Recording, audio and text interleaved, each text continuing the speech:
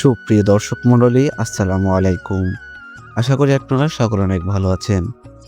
দেশ এবং দেশের বাইরে থেকে যে আমাদের এই ভিডিও দেখছেন তাদের সকলকে জানাই আন্তরিক শুভেচ্ছা ও অভিনন্দন। সুপ্রিয় দর্শক মণ্ডলী, স্ক্রিনে আপনারা যে মাছটি দেখতে পাচ্ছেন এটি হচ্ছে তারাবাইন মাছের পোনা। এই মাছটিকে চেনেন এমন মানুষ খুঁজে পাওয়া দুষ্কর, কেননা এই মাছটি কিন্তু আমাদের বাংলাদেশের জলাশয়ে দেখা যায়।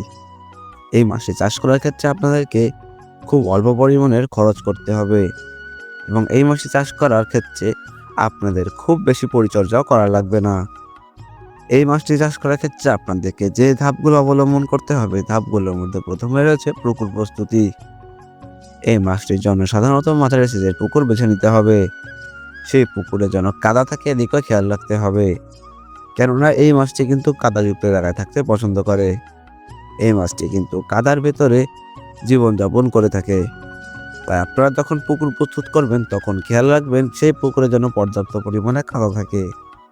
এরপর যে ধাপটি আছে সেটা হচ্ছে খাবার। খাবার সাধারণত আপনারা এই মাছটিকে 2 বেলা প্রদান করলে হবে।